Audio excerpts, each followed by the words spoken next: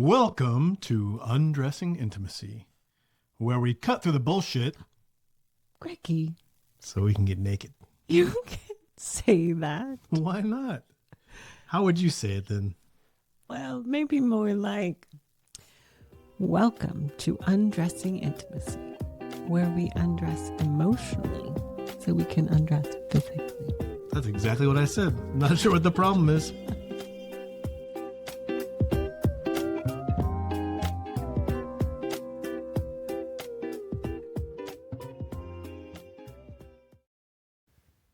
Welcome to episode number 91. 91. For those of you on YouTube, you've noticed something a little bit different here.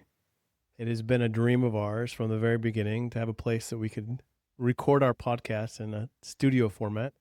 And it's started to come together. It's starting. We're not quite done yet, but we're starting. We're working on it. So we're excited to be in the Langford Life Coach studio right now, recording our podcast. Yes, we are. We had a great week this week. Our group coaching was fantastic. It was. We invite every single one of you to come. It is so worth it. The resources that we're starting to put up on that website for you to be able to partake in are just amazing. Again, like I said, some of those resources I wish I had when I was in the midst of my battle of learning how to be a better spouse and a better version of myself. So we would love to have you join us. And it's Differentiation June. We talked about differentiation, but we really went into the dynamics of why marriage exposes you and what that does to you and how you get anxious around that. And we had some great conversations. So join us, please. Those recordings are up there. You can always go back and watch them and follow along with the worksheets, and we would love to have you. We do really try to break it down, every concept, to very realistic, down-to-earth, daily, digestible chunks. Like, what does this mean in everyday life? And that's really been our goal, so that we can take these principles and concepts and ideas, again, that none of us know unless we make an attempt to learn them. We don't just naturally develop into differentiation without intentionally practicing it. And we don't just naturally know what differentiation is. Relationships involve learning skills. And we really try to make those skills as clear and straightforward as possible so that you can implement them. Yeah, I love this week. It was a great reminder, right? We thought growing up that we'd get married and ride off into the sunset and that we'd make each other happy. And that was our jobs, is to make each other happy. And the truth of the matter is we're actually a mirror into each other's souls, and we expose the worst in each other. And that can be frightening and terrible, and it can also be beautiful and wonderful. And so this week we got to talk about that. And you're right, we got to break it down to the very clear what it means on a daily basis. And the thing I love about it is we have a bunch of other couples there being able to give their perspective, and we get to coach a little bit. So it's wonderful. Come join us. Yes, please. Remember, you get the first week free, so you can try us on for size and see what you think. And again, there's no obligation there. So go check that out. Less than a drive-through a week. Drive-through meal a week. Work on your marriage instead of your waist. That's right. We'd love to have you. One other reminder is we are preparing for a webinar coming up at the end of the month, and it is filling up fast. Woo-hoo. That's exciting. We're really excited to see everyone signing up, and we hope to meet some new people there. And again, share some more insights generally on some of the wonderful things we get to talk about day in and day out as we coach, but also weekly as we do our podcast. So please, that's free, no obligation. Go sign up for the webinar. The webinar is called Faded Intimacy, and it is Tuesday, June 30th at 7 p.m. Central Time. You can register for it on our website, or I'm sure there'll be a link in the podcast or YouTube notes. So go sign up and join us. We would love to have you. All right. We are extremely excited because we're about to pack our bags. Yeah. Get on an airplane. Yeah. And go visit our grandbaby. Yes. As much as we're excited, we like to dig into the archives of some of the questions that have come in to the podcast and answer some of them. One of them I've kind of tried to avoid for a while here because I feel like during this phase of my life, I didn't do a very good job. So maybe that's why I'm trying to avoid it. I've wondered why you were avoiding it. It feels like I don't have a lot of answers because there's a lot of hard questions. So do you want to share that question with us, Amy Lou? Sure. The email says, "Hey guys, I just want to say thank you so much for doing your podcast. It has been helping me so much. My wife and I are working to rebuild emotional and physical intimacy after having our daughter. My wife is an incredible mother. She gives everything to our child, but it often leaves little room for us as a couple.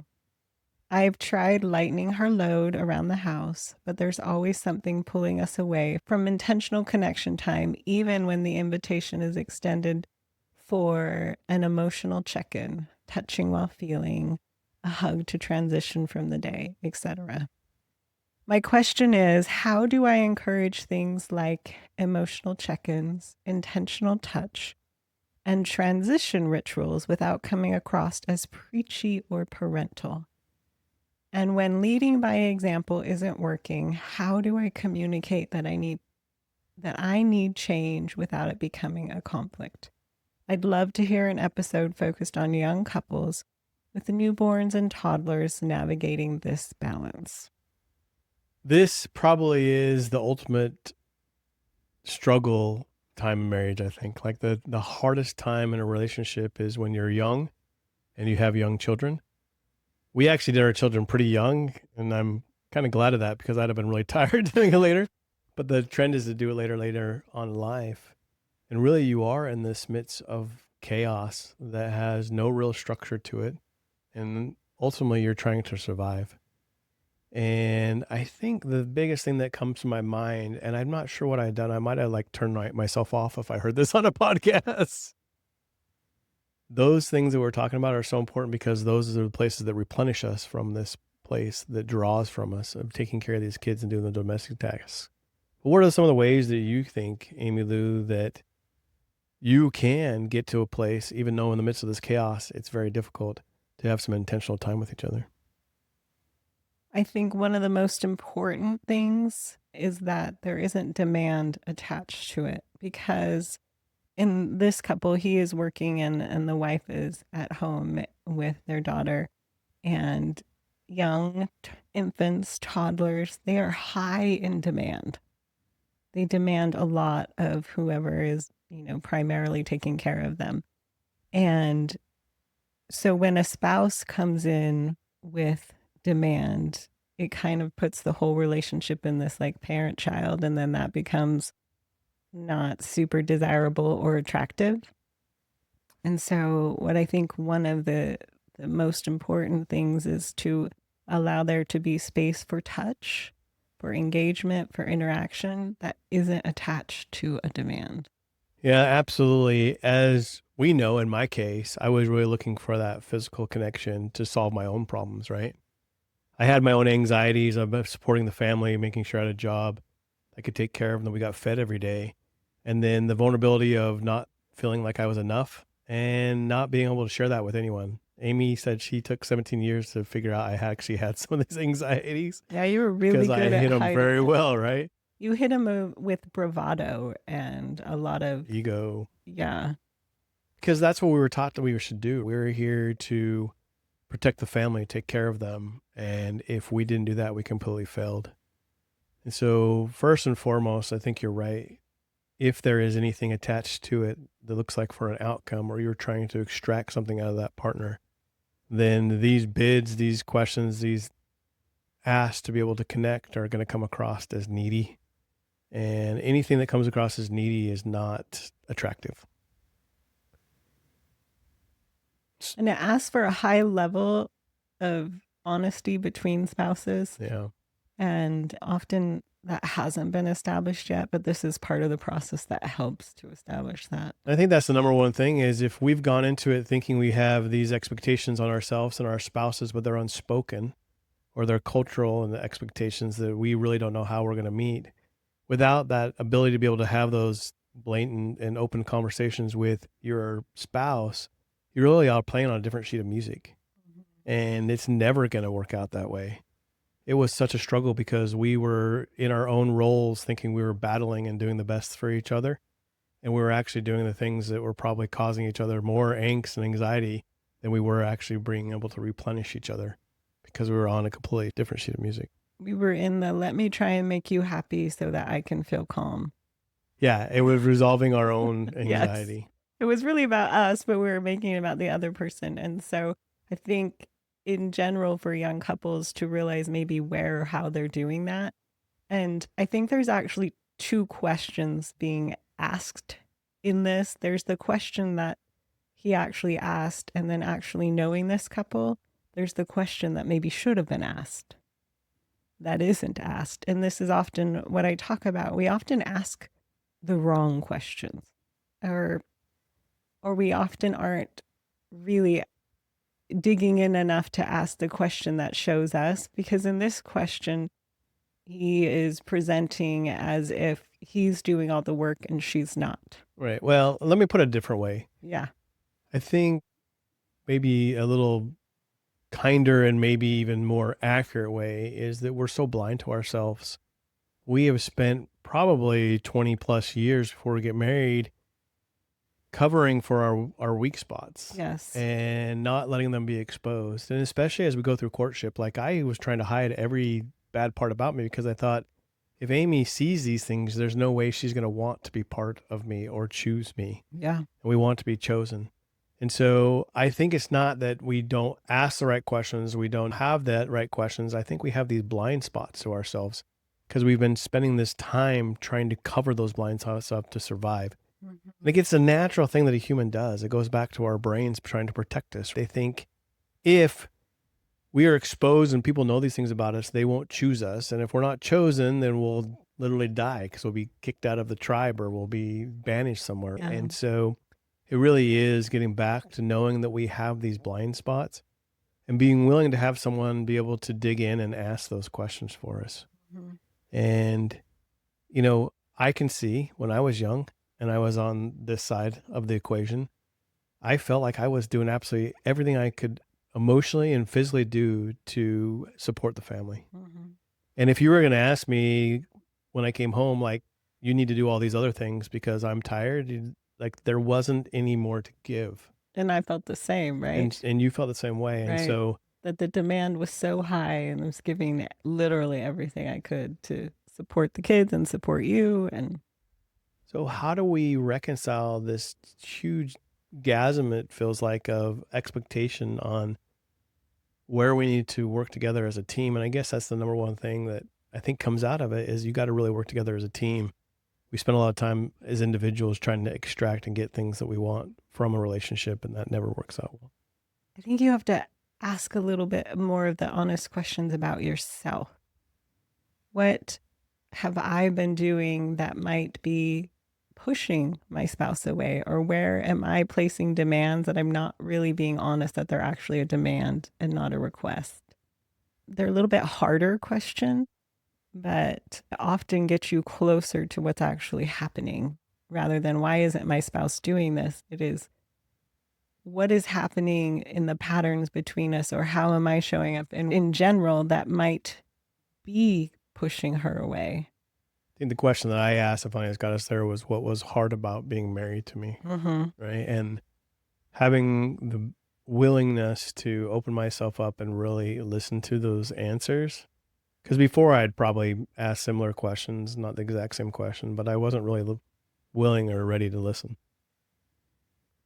So I think it is being curious enough to find out from your spouse how they see you, where they see your blind spots or your struggles, or how do they see you coming across, and what are the bids you're making? Are they clean? Are they attached with anxiety? Yeah. And like all of us, right? Like us, this couple also is struggling and working through that, realizing, oh, there was a lot of demand in these asks. There were different pieces of trust that were missing that would need to be established first. There were some conflicts open that were unresolved that needed to be addressed first before these things could come into play. And that's a harder question, right? Oh, remember, always curiosity wins the day. Yeah. Digging one level deeper, at least. I know that we find these trailheads that we see, and as we peel back the onion, the real core of the issue is usually a few layers deep. And we're masking it so well. It's usually the smoke that we're seeing for Mhm. sure. And it's not the fire. Trying to get to the bottom of that fire. But I just don't know. It's hard. I didn't even think I about mean, it. I I'm do like, think it is that age and that difficulty, and I don't know if I was mature enough to be able to handle the answers that were real. So how do you get to a maturity place in yourself to be able to ask the right questions, but being willing to hear the right answers? I don't know. I really think it's in that willingness to love, right? When you care and want something, you want a thriving relationship hard enough, you're more willing to look at yourself and tolerate that discomfort. But it feels like I was so far away from that. I mean, these all sound like wonderful things because we've talked about them for 5, 6 years and we've implemented them in our lives. But I'm thinking back to when I was there, and if someone would have said this thing, I would have been, I have no clue, like even the smallest of steps to get there. Mm-hmm. I would have been so, okay, that sounds great, but I'm so far away, I don't even know where to go. I think that's the thing I've struggled most as this question came in and I went back. It was like, I have lots of answers. Yeah. I can think of all the right answers for you to help this couple. But what I can't give you is how do you start there in that chaos, in that place where you're at? And please don't take 17 years to do it because that was hell for 17 years. Right. That was a So lot of how do we get them suffering. to like what is there something that just helps them edge forward or be a little more perspective, have a little bit more perspective to get you to move? I really think it is coaching. And had we had, like, the one time we went to therapy, it was so terrible.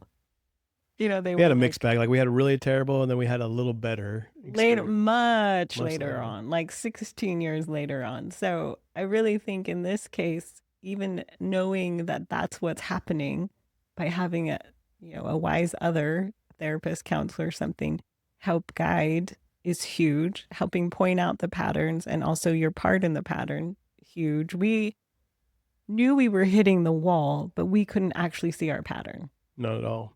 And I think one of the big things that you said to me, I'm just remembering the feelings of absolute terror and failure with the thought of even mentioning, hey, we should go see a therapist. Mm, I can, in fact, if I think about it real quick, I can remember laying in bed when you first brought it up. really? And I can feel the emotions. And you probably don't even know I had those I emotions. know you were very good at hiding But them. just the, hey, we need to go get help. We need a therapist. You just saying that crushed my world. Hmm. Because it meant, okay, for sure we're failing. Yeah, and if it was my job to protect the family, then I had done something awful that and I think completely failed. Mm. It's not the case, by the way, at all. But how do I get my young dads and husbands out of that mindset, I guess is what I'm saying, because it took me a lot of more pain beyond that. Yeah. Some crisis moments, the explosion we talk about when you discovered I was viewing pornography probably was the biggest crisis moment. It took me to get to the very bottom dregs and say, I don't care what it means. I can't go on like this. And I'm hoping that doesn't require that from everybody. No, I do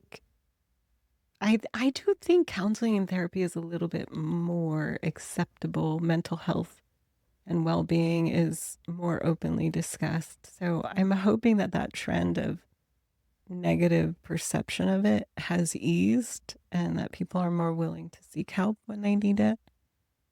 I guess let me put it this way. Like culturally more acceptable now. If I was to be able to go back to my 20 some odd year old self Yeah. with tiny little babies and going through the struggle, if I could tell myself one thing, I think it would be, listen, this relationship is a struggle because it is exposing these things in you. Yes. Not that you're broken or there's something wrong with you, Mm-hmm. but it's the place where you can look and you can grow. And it's not your responsibility to carry this whole family on your back and emotionally hide so that they can be protected. That the thing that would bless your children and your wife the most would be your open honestness of where you're really at. And I unfortunately didn't see it until very much later in life. But that's the pattern that I did see is when I was open and honest with my kids, our relationship with our kids completely changed. Yeah. Our dynamic, not only for ourselves, but our whole family They were old shifted. enough by that point with toddlers and babies. There's not like No, and I don't openness think that's yet. what's going to happen. But what I'm telling you, if I'm my older, wiser self, I can tell you, hey, listen, this thing that you've been so afraid of, that you've been hiding from, that you think you're going to destroy your family, is the exact thing that will save your That family. you need to turn and face. Yep. Yeah. And And maybe I, that's the key. Maybe that's humanity, right? The thing that you fear the most, the anxiety that comes up the most, is the thing that drives you to the biggest problem set that's causing your relationship not to work. yes. And I think what I would tell my younger me that was just trying to keep all, I think the baby toddler stage is so hard because you're literally trying to keep them alive and you are literally responsible for this little human survival. And that is weighty. Um, and I think what I would tell myself is to allow for more help, allow for more support. And as far as a marriage goes, I thought just loving was enough, like just making you happy was enough. And I don't think I realized that it actually requires very specific skills to build a thriving relationship. And just like I couldn't go on the golf course all of a sudden and play golf or go sit on the back of a horse and all of a sudden do it well, like there was this expectation that I would just know how to do this.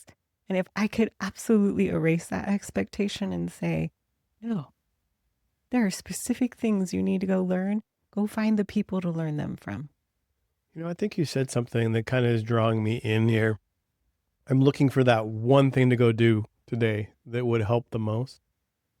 It goes back to the dynamic that I've discovered most recently for myself, and it's probably been out there and been obvious to everyone else. So if it is, I'm sorry, I keep on repeating it, but this is a big ahas for me. The struggle that a mom goes through because she ties her worth towards raising her children and keeping a clean house and doing all the things that she thinks makes her a good person. And the struggle that puts on you, because if you're allowed to raise your hand and say, I'm struggling here, you're saying there's something wrong with me, that I'm not worth something. I'm broken. It's the exact same way that we discovered from the male counterpart, the husbands that are out there expected to take on the emotional strength and to protect the family and to go out there and, slay the beast and drag it back in. Nowadays, there's much more balance, by the way. Watching my daughter and her husband and the way that they parent and do things in the house is just absolutely fantastic. How engaged he is with his baby is, I They aren't so rigid in roles. There's a know, lot and more I'm almost jealous flexibility. of it watching. I said, I wish I could have been that way. And I know that hindsight is always 2020. But getting back to this one piece is, I really do think that if we could take the time to start today and ponder upon the question of our worth and what is it really tied to. And if there's one thing that I could get my younger self to do, is to realize my worth is not tied to the things that I do. That I'm worthy because I am human. I'm Right. a child of God. I exist and I care and love my family. Right. And your quality of life is related to the choices that you make, but your worth is Right. constant. And that's the other thing, because if you can't get that in your mind, your quality of life's probably not going to be that great. Because even Right. if you're successful and have everything monetarily covered, those connections will not be there. And you've seen how miserable some of the most successful people in the world are, the most Yes. miserable people you'll ever meet. They feel quite betrayed that on paper they say, I look like I have everything, you know, very abundant in the finances, wife, children, house, cars, toys, vacations, whatever. And they're miserable. Yeah. I mean, you've coached many of those people, Yes. the most miserable people. Which is why we always go back that it's the quality of our relationships that really determine the joy in our life. And when you can untangle your worth from out external things, then you can show up more wholly into your relationships and creating those, and your quality of life goes up. So if you could do one thing today, I really think starting that question and start pondering it deep inside yourself. And only, I'm not a journal keeper by any means. Amy's gonna make fun of me in a second. I know it's coming. I'm not making fun of you. I can see it coming right now.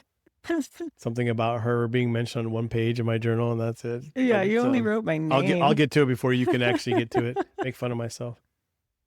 But there is something about capturing some of those thoughts. It's like we do the exercise when we talk about 25 desires, right? Mhm. Or the exercise we've done in the retreat a lot, like what is your sexual self want? Mhm.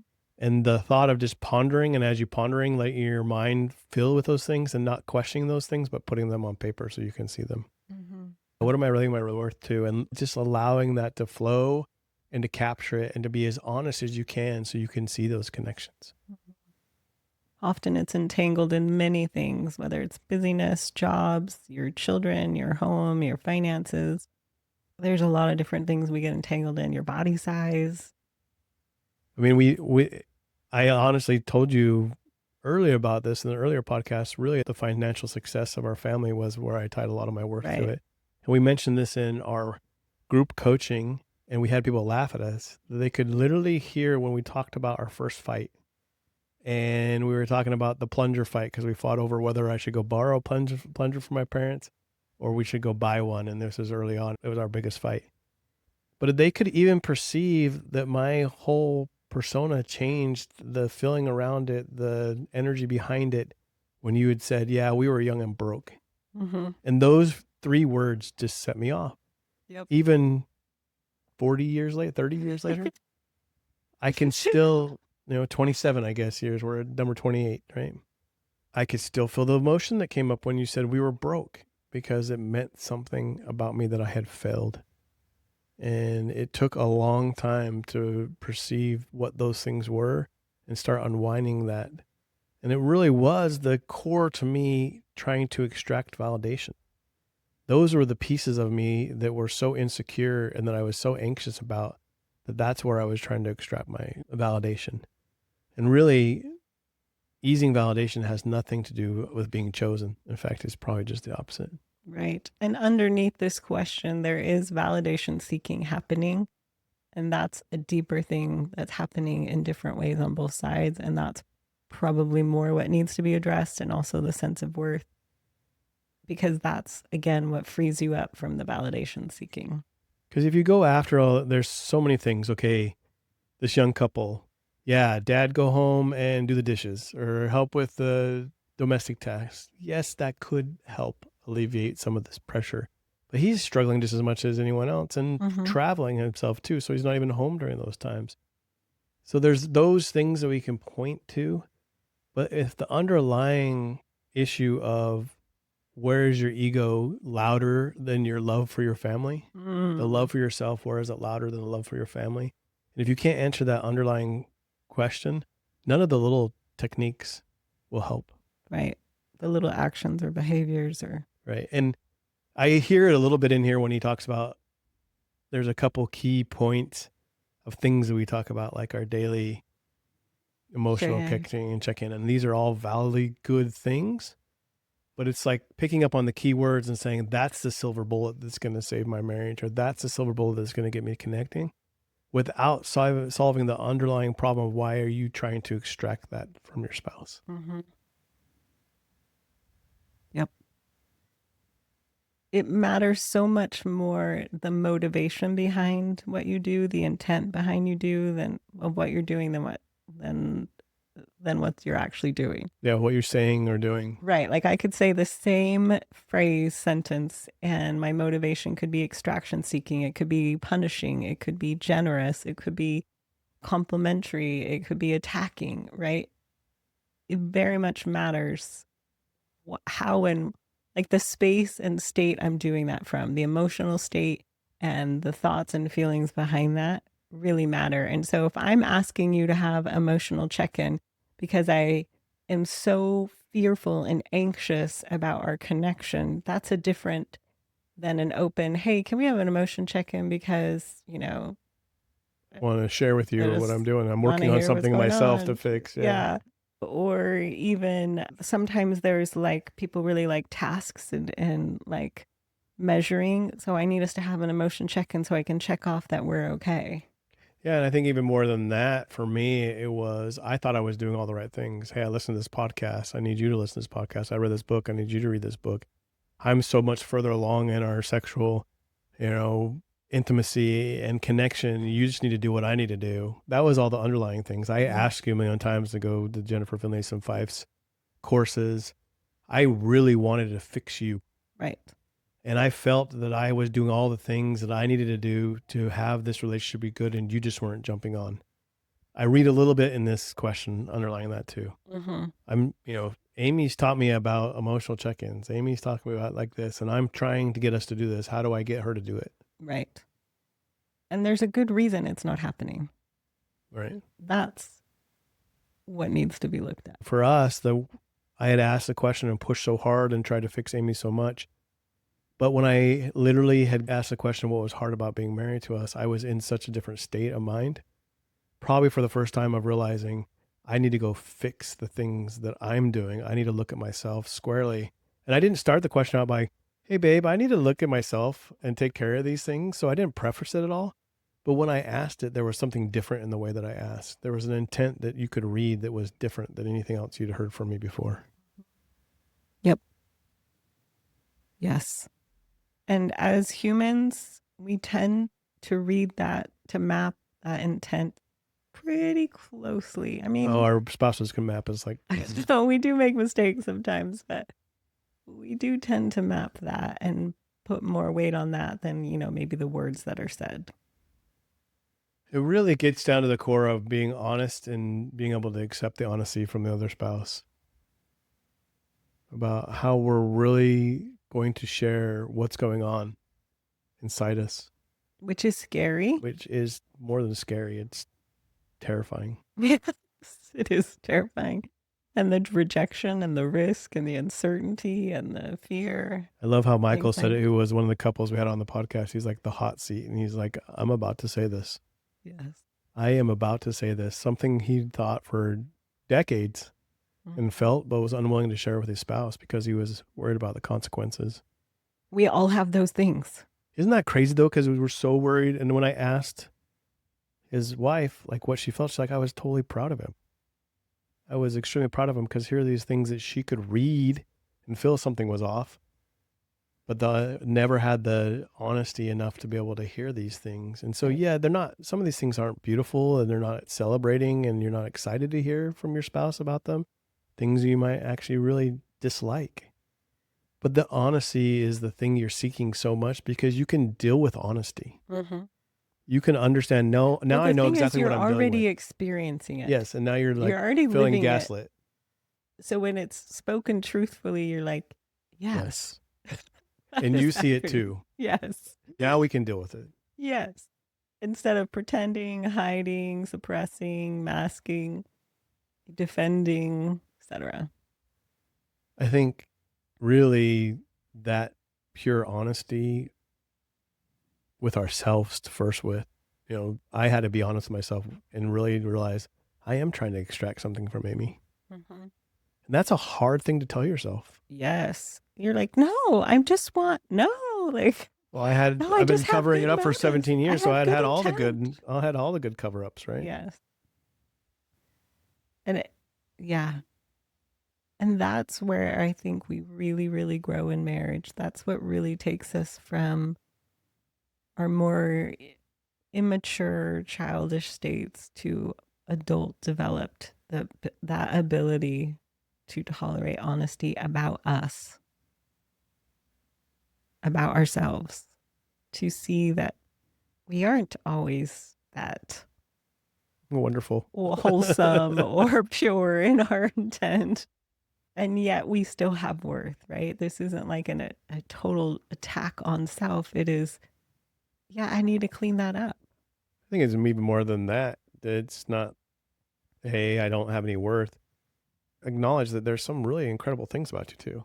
Yeah, always. And it's not in an egotistical way. It's like, I'm really good at this. This is really good stuff. I have great intent. I am really good at these things, and these things I just really suck. Like I'm really bad at. And we all have those. Yeah, right. And so it's being honest with ourselves first and foremost to be able to go do that. So we're kind of wrapped back around. I know we've gone a lot of different places. I would say, going back to here, the honesty that it takes to be able to really have a true intimate relationship is very, very difficult. And it's even more difficult when you're exhausted and tired. And when you have young babies at home, you are exhausted and tired. They push you to your limit of breaking. And so to We have had some this, that didn't sleep oh, ever. God. So I had never understood why someone would want to harm a child or a human being until I really wanted to toss my second across the room. he never He never slept. slept and he screamed. I can again sit and I know where I'm sitting in our old house in San Diego in the rocking chair in the living room, trying to rock him quietly to sleep as you finally got out of the house to be able to go to an exercise class. And I literally had to pick him up and put him in the car seat and walk away. Yes, he just didn't sleep and cried endlessly. Like it is so taxing on your nerves. And so I think there has to be some grace for the level of difficulty of what you're doing, and then some honesty for what might be going on underneath what you think is happening. Yeah. So if I was kind of summarize what I think we've said here, if we could take like a few steps, even though we don't have the step programs, we could take a few steps. I think the number one step is to sit down, take some time to yourself, and really be honest about what's going on underneath the covers.